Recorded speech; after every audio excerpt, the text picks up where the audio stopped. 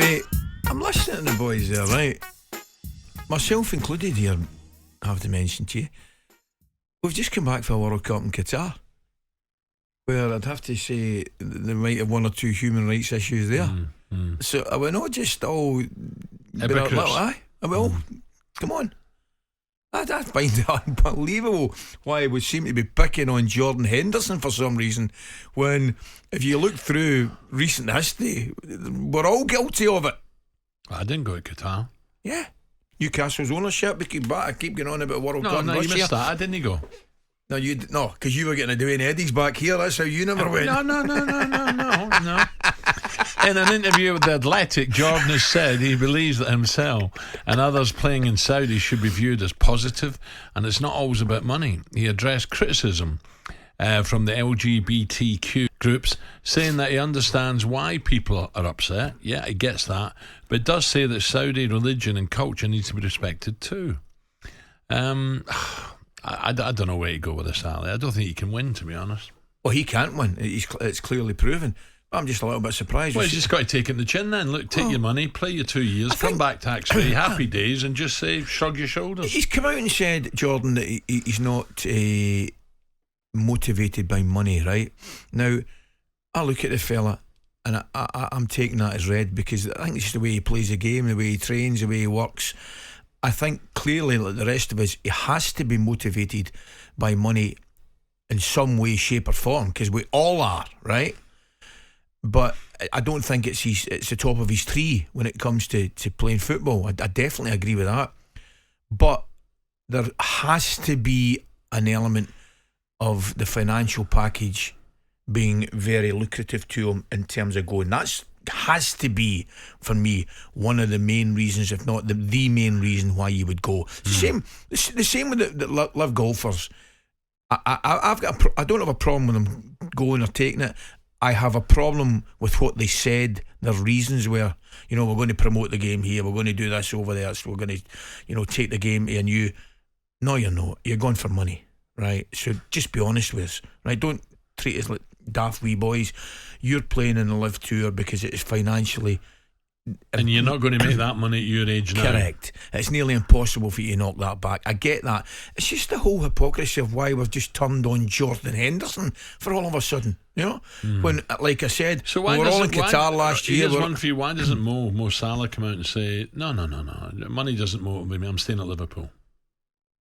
Because he's probably like the rest of us, and he will be motivated by money. Everybody's motivated by money. And it tells you it's telling fibs. But people are motivated to greater degrees than others about financial, the market you're going to get paid. That goes without saying. It might not mean as much to Mo Salah, for example, because he has got a right few quid. Fair play to him. However, to say that he will not, or none of the boys are financially motivated is nonsense, because we all are.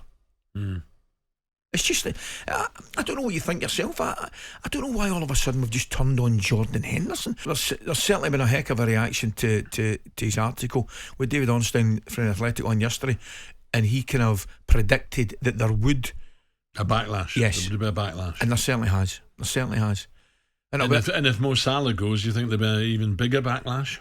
No, I don't, and I might be wrong, but I think there'll be a backlash from the Liverpool fans about losing their top player, but I don't think Mo Salah would get as much stick for going for the reasons that Jordan Henderson. I might be wrong, by the way. For the Liverpool fans, then, if it was 215 million, 215 million, if Liverpool owners said, I'm sorry, we can't turn that down, it's ridiculous, we can't turn it down. Okay, they can't go and buy anyone at the moment. They have to wait to January. But it's an amazing amount of money for a 31-year-old. Yeah, no, absolutely out. And they've got to weigh it up, right? They've got decisions to make, because if they sell Salah, they clearly are weakening their team, right, by some considerable distance. Yeah. Oh, he's a great player. Yes. Great player. Now, do you think, are Liverpool going to win the league this year, right? That's the question. Obviously will have a far better chance with Salah in the team. Yeah. Are they kissing their chances goodbye if they sell him? Possibly. Would they make the top four without him, which is obviously financially very important? Probably the way they started. But look at Declan has gone. He's left West Ham. West Ham are doing fine, aren't they? Yeah.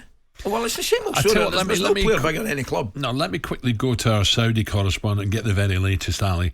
A very good morning to Ben Jacobs. Ben, hi Ben. Morning, Ben. Good morning. Ben, can you confirm with us, we think it's 5 o'clock tomorrow the window slams shut in Saudi, or is it later? 10 p.m. to my knowledge, the window will shut, which is obviously midnight Saudi Arabia heading into the 8th of September. Right. Is it too late now for Mo and Liverpool, even if there was an extraordinary bid of 200 plus, 215?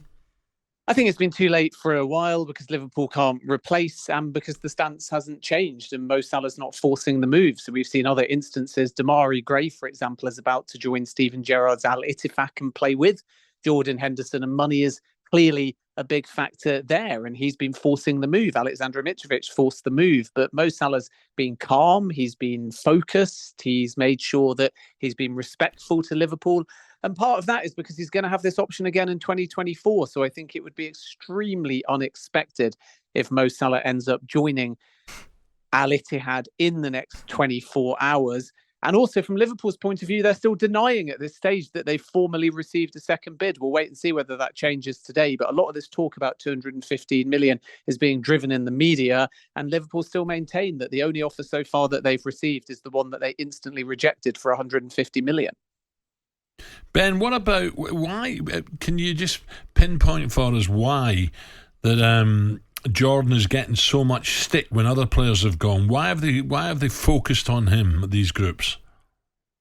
He's an English player. He's got England aspirations. England are playing at the moment. And ultimately, there's a perception that he's dropped down significantly in standard, but he's gone up significantly in the finances. And I think some of the reported numbers are also slightly off, which is helping to create a sense of greed somehow on Henderson's point of view that has turned him perhaps against some of his previous principles in other people's eyes. So when you look at someone like Henderson, who is supposedly earning £700,000 a week, even though that's denied by those close to Al Ittifaq. They say that it's not even half of that wage. When you look at the fact that he'd like to play at Euro 2024, and again, he's dropped down in standard, there is this conclusion, rightly, in many ways, that money is a big factor in all of this. And as Ali rightly says, it is for everybody, but we're not getting the same kind of media coverage for other players. So I think it is the fact that he's English.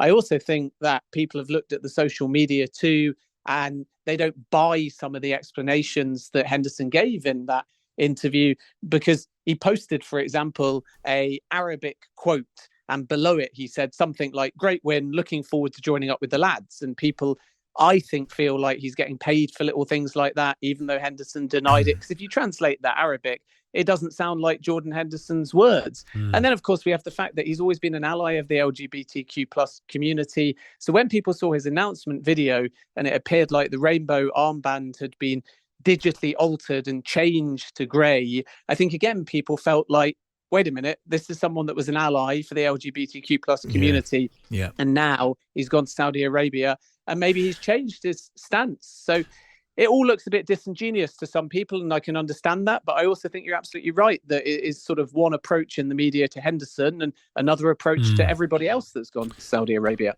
Ben, nice one. Ben, thanks a lot, mate. Thanks, Ben. That's fair, Al, because a couple of guys have been on, to be fair. Mark and Jeremy are both on to tell me the reason that Henderson's getting more stick than any of them, because he was a flag bearer for the LGBTQ, and that's why they think there's a level of hypocrisy about the whole thing. talkSPORT Breakfast with Alan Brazil, Thursday and Friday morning 6 till 10 on AM, on DAB, via the talkSPORT app and on your smart speaker. talkSPORT.